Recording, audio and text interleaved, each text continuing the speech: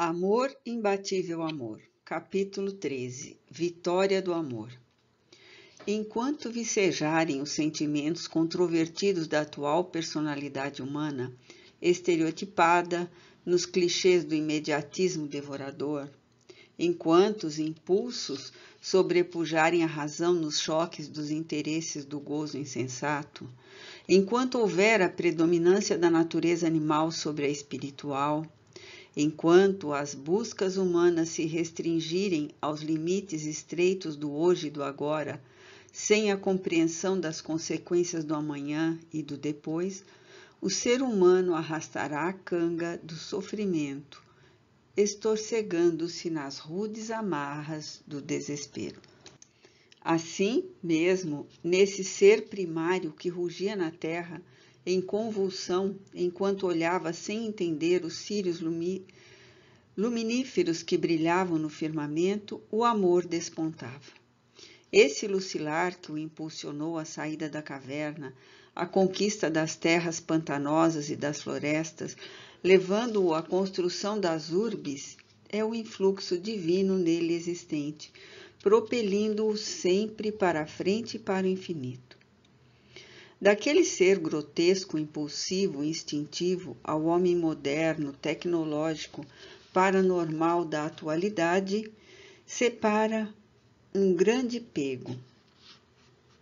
Não obstante, esse desenvolvimento expressivo, o rugir das paixões, ainda o leva à agressão injustificável, tornando-o não poucas vezes belicoso e perverso, ou empurra-o para a insensatez dos gozos exacerbados dos sentidos mais grosseiros, nos quais se exaure e mais se perturba, dando curso a patologias físicas e emocionais variadas.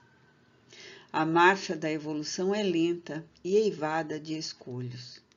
Avança-se e recusa-se de forma que as novas conquistas se sedimentem, criando condicionamentos que transformem os atavismos vigentes em necessidades futuras, substituindo os impulsos automáticos por aspirações conscientes, para que tenha lugar o florescer da harmonia que passará a predominar em todos os movimentos humanos.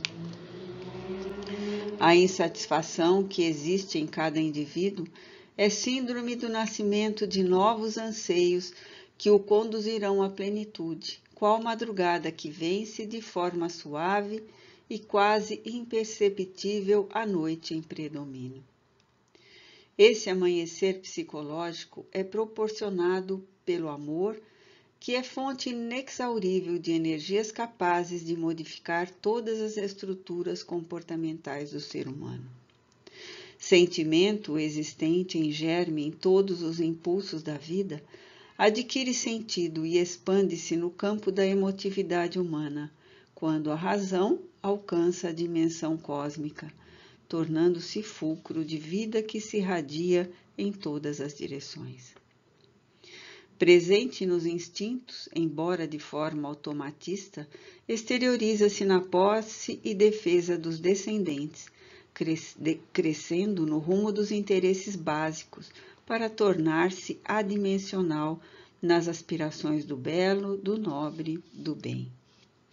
Variando de expressão e de dimensão em todos os seres, é sempre o mesmo impulso divino que brota e se agiganta, necessitando do direcionamento que a razão oferece, a fim de superar as barreiras do ego e tornar-se humanista, humanitarista, planificador, sem particularismo, sem paixão livre como o pensamento e poderoso quanto a força da própria vida.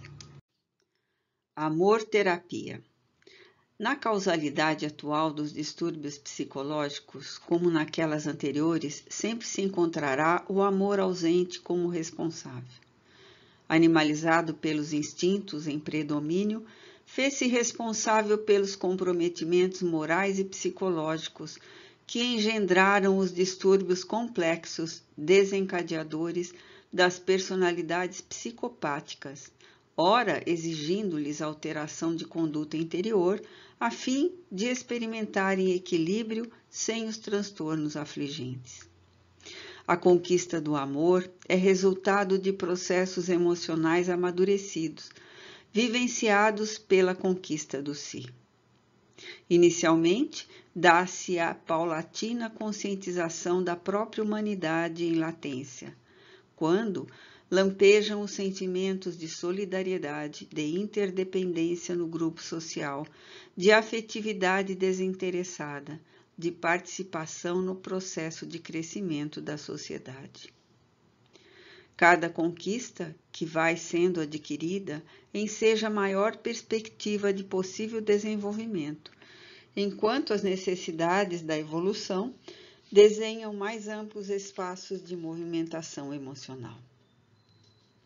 O problema do espaço físico, que contribui para a agressividade animal, à medida que se faz reduzido para a população que o habita, passa a ser enfocado de maneira diversa, em razão de o sentimento de amor demonstrar que a pessoa ao lado ou distante não é mais a competidora, aquela adversária da sua liberdade, mas se trata de participante das mesmas alegrias e oportunidades que se apresentam favoráveis a todos os seres. O pensamento, irradiando essa onda de simpatia afetuosa, estimula os neurônios à produção de enzimas saudáveis que respondem pela harmonia do sistema nervoso simpático e estímulo das glândulas de secreção endócrina, superando as toxinas de qualquer natureza, responsáveis pelos processos degenerativos e pela deficiência imunológica, que facultam a instalação das doenças. Por outro lado, em face do enriquecimento emocional que o amor proporciona, a alegria de viver estimula a multiplicação de imunoglobulinas, que preservam o organismo físico de várias infecções, tornando-se responsáveis por um estado saudável. Ao mesmo tempo, a irradiação psíquica produzida pelo amor direciona vibrações específicas em favor das pessoas enfocadas que, permitindo-se sintonizar com essa faixa, beneficiam-se das suas ondas carregadas de vitalidade salutar. O universo é estruturado em energia que se expande em forma de raios, ondas, vibrações. O ser humano, por sua vez, é um dínamo produtor de força que vem descobrindo e administrando tudo quanto o cerca. À medida que penetra a sonda do conhecimento no que jazia ignorado, descobre a harmonia em tudo presente, identificando um fator comum, causal, predominando em a natureza, que pode ser decodificado como o hálito do amor, do qual surgiram os elementos constitutivos do cosmos. A identificação dessa força poderosa, que é o amor, faculta sua utilização de maneira consciente em favor de si mesmo, como de todas as formas vivas. As plantas absorvem as emanações do amor, ou sentem-lhe a ausência, ou sofrem o efeito dos raios desintegradores do ódio, que é o amor enlouquecido e destruidor. Os animais enternecem-se, domesticam-se, quando submetidos ao dinamismo do amor, que educa e cria hábitos, vitalizando-se com a ternura ou deperecendo com a sua falta ou extinguindo-se com as suas atitudes que se lhe opõem. O ser humano mais sensível, porque portador de mais amplas possibilidades nervosas de captação, pode se afirmar com segurança. Vive em função do amor ou desorganiza-se em razão da sua carência. Amor-terapia, portanto, é o processo mediante o qual se pode contribuir conscientemente em favor de uma sociedade mais saudável, portanto, mais justa e nobre. Essa terapia decorre do alto amor, quando o ser se enriquece de estima por si mesmo, descobrindo seu lugar de importância sob o sol da vida, e esplendente de alegria, reparte com as demais pessoas o sentimento que o assinala, ampliando-o de maneira vigorosa em benefício de todas as criaturas.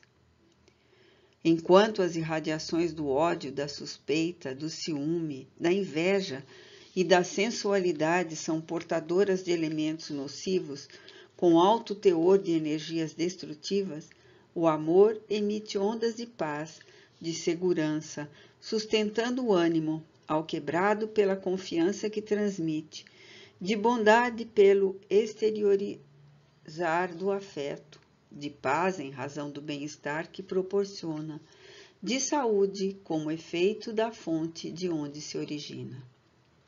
Ao descobrir-se a potência da energia do amor, faz-se possível canalizá-la terapeuticamente, a benefício próprio como do próximo. Desaparece então a competição doentia e perversa, o domínio arbitrário e devorador do egoísmo, surgindo diferente conduta entre os indivíduos que se redescobrirão por portadores de inestimáveis recursos de paz e de saúde, promotores do progresso e realizadores da felicidade na Terra. Amor, perdão. Quando vige o amor nos sentimentos, não há lugar para o ressentimento. Não obstante, em face da estrutura psicológica do ser humano, a afetividade espontânea sempre irrompe, intentando o crescimento de modo a administrar as paisagens que constituem os objetivos existenciais.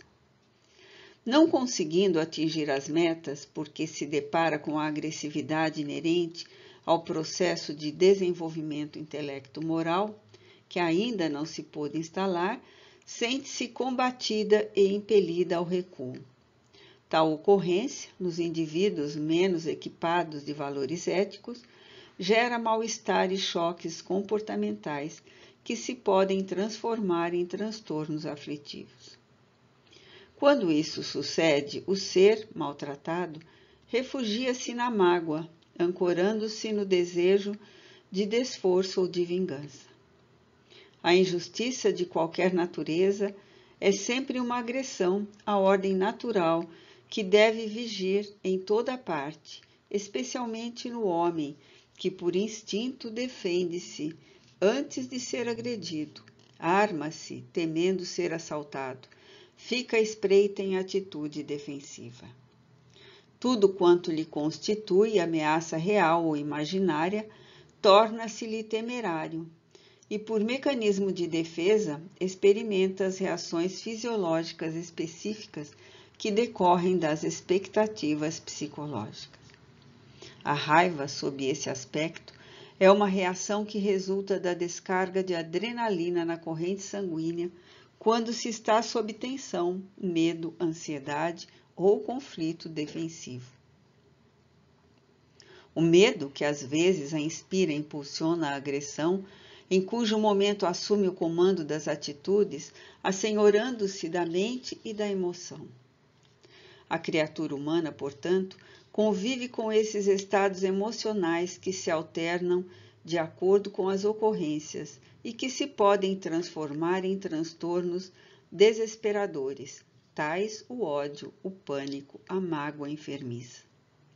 A mágoa ou ressentimento, segundo os estudos da doutora Robin Kazarjian, instala-se nos sentimentos em razão do self. Encontra-se envolto por subpersonalidades, que são as qualidades morais inferiores, aquelas herdadas das experiências primárias do processo evolutivo, tais a inveja, o ciúme, a malquerença, a perversidade, a insatisfação, o medo, a raiva, a ira, o ódio, etc. Quando alguém emite uma onda inferior, subpersonalidade, ela sincroniza com uma faixa equivalente que se encontra naquele contra quem é direcionada a vibração, estabelecendo-se um contato infeliz que provoca idêntica reação. A partir daí, estabelece-se a luta com enfrentamentos contínuos que resultam em danos para ambos os litigantes, que passam a experimentar debilidade nas suas existências de saúde física, emocional, psíquica, econômica e social. Naturalmente, porque a alteração do comportamento se reflete na sua existência humana. Sentindo-se vilipendiado, ofendido, injustiçado, o outro que se supõe vítima acumula o morbo do ressentimento e cultiva-o como recurso justo para descarregar o sofrimento que lhe está sendo imposto. Essa atitude pode ser comparada à condução de uma brasa para ser atirada no adversário, que apesar disso, enquanto não é lançada, queima a mão daquele que a carrega. O ressentimento, por isso mesmo, é desequilíbrio da emoção, que passa à atitude infeliz, profundamente infantil, qual a de querer vingar-se, embora sofrendo os danos demorados que mantém esse estado, até quando surja a oportunidade. O amor, porém, proporciona a transformação das subpersonalidades em superpersonalidades, o que impede a sintonia com os petardos inferiores que lhes sejam disparados. Em nossa forma de examinar a questão do ressentimento e da estrutura psicológica em torno do self, acreditamos que, em se traçando uma horizontal e partindo-se do fulcro em torno de um semicírculo para baixo, teríamos as subpersonalidades, e naquele que está acima da linha reta, defrontamos as superpersonalidades, mesmo que nas pessoas violentas e mais instintivas, em forma embrionária. Toda vez que é gerada uma situação de antagonismo entre os indivíduos, as subpersonalidades se enfrentam, distendendo ondas de violência que encontram guarida no campo equivalente da pessoa objetivada. Não houvesse esse registro negativo e a agressão se perderia, por faltar sintonia vibratória que facultasse a captação psíquica. O ressentimento, portanto, é efeito também da onda perturbadora que se fixa nos painéis da emotividade, ampliando o campo da subpersonalidade, semelhante que se transforma em gerador de toxinas que terminam por perturbar e enfermar quem o acolhe.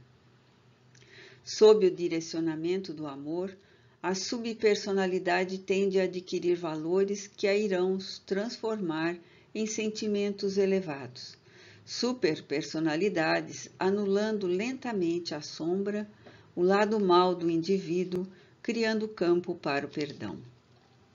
É provável que, na primeira fase, o perdão não seja exatamente o olvidar da ofensa, apagando da memória a ocorrência desagradável e malfazeja.